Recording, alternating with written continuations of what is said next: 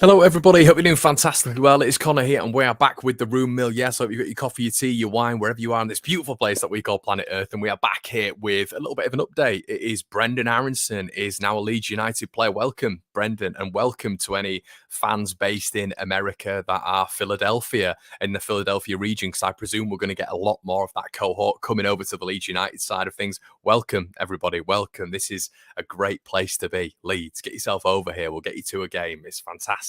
You know, you'll have never been to a place like Beeston. But listen, we're back here, and I wanted to give you a little bit of a comprehensive guide into Brenden Aaronson. Leeds have signed him for £24 million. Looks like about 28 to 29 million euros. Really exciting, and I'm going to get onto that in a little bit. But what I want to say straight of all, guys, is thank you so much for 20,000 subscribers. It has humbled me massively. I can't believe there's 200 people watching me, to be quite honest with you. I've got a load of really nice messages, which I will respond to, guys. Don't worry. It's just been a manic last couple of days for me. But I just want to say a big, big thank you. There will be a giveaway. I've just got to think of something to give away. I really have. It's going to take me a while. I want it to be unique. So that will be coming sort of within the next 2 to 3 weeks, hopefully. Give me a stretch. It might be a month. But yeah, I'll think of something. And thank you so much for all of you guys who've got me over that line. I think we're near 20,100 now. So if you wouldn't mind pushing me over, that'd be absolutely great. And listen, if we can get the community growing, if we can get some new American fans involved as well, any new fans, that'd be absolutely fantastic. And hopefully the presence of One Leeds does grow even more. So we're getting into Brenden Aaronson. 50 appearances for Philadelphia Union in the MLS before he moved over to Red Bull Salzburg. It's really interesting, the move over to Red Bull Salzburg and the Austrian League, because the attributes that you need for that league are almost something completely different. You know, in the MLS, you do get a lot of flair. The MLS is a little bit of a slower pace as well. And it is growing. The MLS is growing into a very, very competitive league, which is great to see.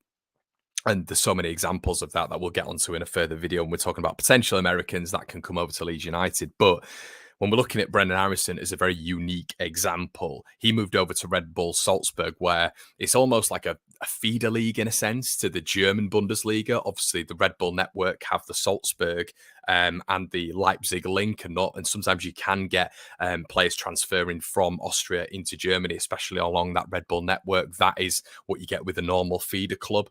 I wouldn't say Salzburg are a feeder club in such a sense of the word, but what I will say is, as I said, they do move between clubs, which is always a good way of facilitating young talent.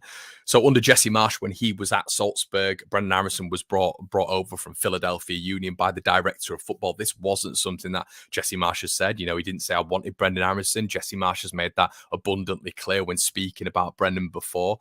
He was bought for Jesse Marsh, and Jesse Marsh worked with him and made him into a really, really decent player. And he's probably one of the success stories that Jesse Marsh can speak of in his career so far, because he really developed Brenden Aaronson into the player that he is now. And other coaches have done that, and we're going to get onto that in a little bit, because under Jesse Marsh's success, he's doing exceptionally well now in a little bit of a different system.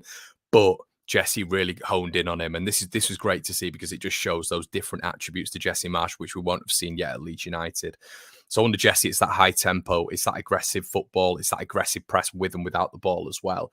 But I think a lot of media outlets thought that he was going to adjust gradually. I think they thought moving to the MLS, as I've said, to the Austrian Bundesliga is going to be a bit of a different transition, you know, with the aggression, the physicality, that high press, which is consistent when it comes to Austria and Germany. That's not really a thing in the MLS. So I think Jesse's spoken about that as well. When he worked under Ralph Rangnick, that was the style of football he adopted. It was that high press, that aggressive play. As soon as he came under Ralph Rangnick, his sort of philosophy, his ethos really did change. So that's an interesting aspect to bear in mind. But they thought he was going to adjust gradually, but he's absolutely flown. He's absolutely flown. His numbers back that up in his first season. He had 25 appearances, he had 7 goals, he had 6 assists, and he won the domestic double for Salzburg in the Austrian division. That is absolutely incredible for your first season, and really started forcing his way into the American setup as well. So he's been absolutely instrumental, pivotal at RB Salzburg. Now, he starred under Jesse Marsh, and he's starring under Matthias Heysel as well, who, he's playing a very different system, not a very different system at the minute, but with Jesse Marsh, a lot of people were talking about the 4-2-2-2, but under the new boss as well, is that Jesse Marsh's successor has been playing in a bit of a 4-4-2 diamond, which is also how Marsh liked to play as well as the 4-2-2-2. So the interesting part of it as well, of this sign, I was reading an interview with Brenden not long ago, and he actually admires Phil Foden. Now he admires, and he was quoted as saying he loves how Brenden Aaronson likes to play along the front. Phil Foden likes to play along the front line as well. He wants to be able to occupy that back line as well and playing a number 9, playing that false 9 position. That's another aspect that Jesse Marsh will be able to hone in on. We've spoken about targets before, where you do need that versatility, but I think you need versatility within your position. So if you're a central midfielder, you need that versatility. You need to be able to play defensive midfielder. You need to be able to play attacking midfielder. The versatility, I think, that we were seeing under Bielsa was that you needed to be able to play central midfield, right back, left back. If you're talking about Stuart Dallas, right mid.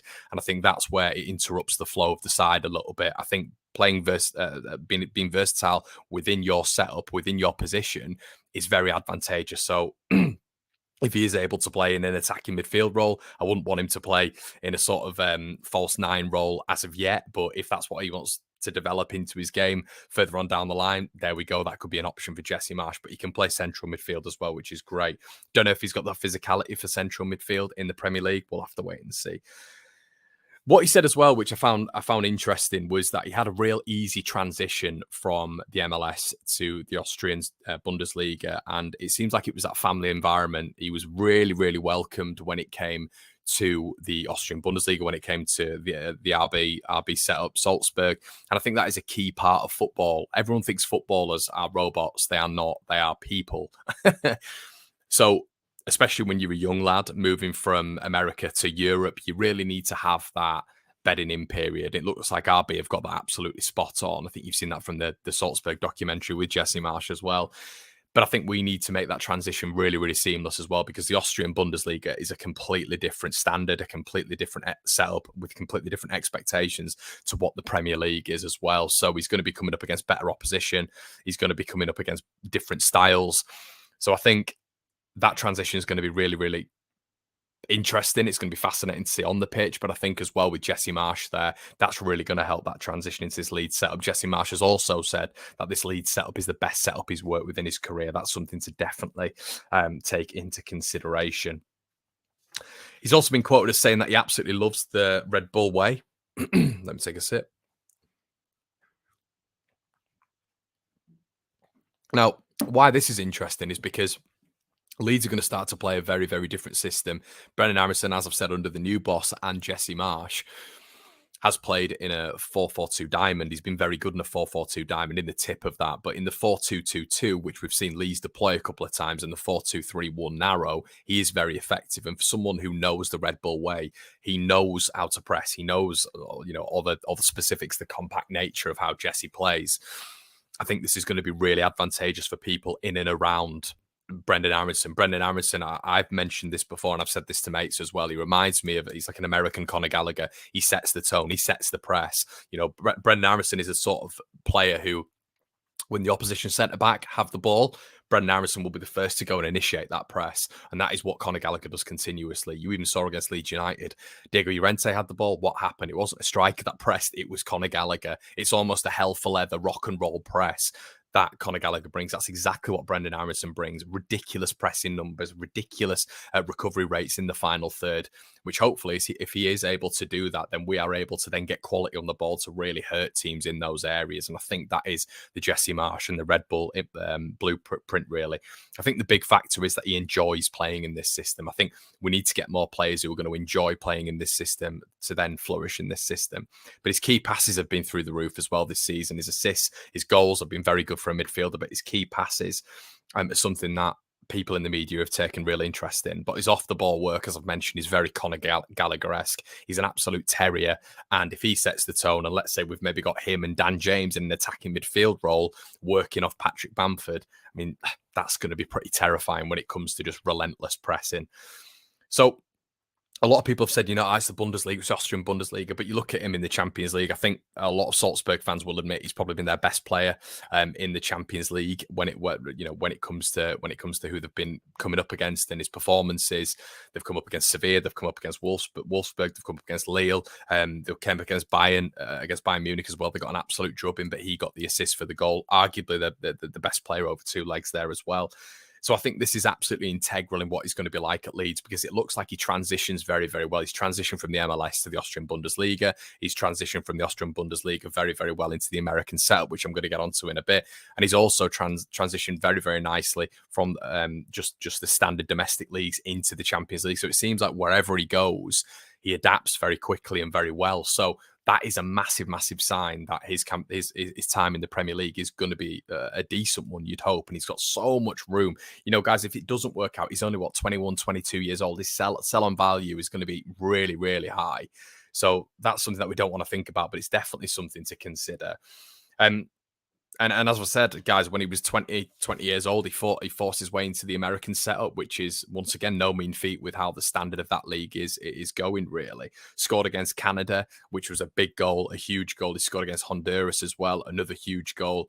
I think he scored in three consecutive games for the USA, which were big goals. I think he scored in a 2-0 win at home, I think it was as well. I can't quite remember who against, but yeah, he steps up in the big occasions and he's not afraid. He's not afraid of the big lights. And I think the problem with Leeds United is we've got too many players historically who have been afraid of the big lights. They've been afraid of the atmosphere at Ellen Road. This guy's been in massive European stadiums. He's been playing in front of the world, really, in the America setup as well, the international stage, and the Austrian Bundesliga is getting more and more views as well, and he has been getting a lot of sort of praise as well from certain magazines, certain media outlets. So he's used to it now, and he's a very, very young age. So I don't think it'll phase him being at Ellen Road, and I think he would thrive, or he will thrive in this atmosphere. So yeah, I hope that's given you a little bit of a breakdown, guys. Let me know exactly what you think on Brenden Aaronson. Are you happy with the signature? Are you not happy with the signature? Listen, 20,000 subscribers. I am going to be getting an American journalist on my Patreon tomorrow to be talking everything Brenden Aaronson and really help me to try understand, and the Patreons to try understand what he's going to be bringing. So that's going to be live, I think Friday midday, so that'll be a couple of days, so Friday midday or something like that, something on Friday. But yeah, guys, make sure you comment, like, subscribe as always. Welcome Brenden Aaronson. Thank you guys for your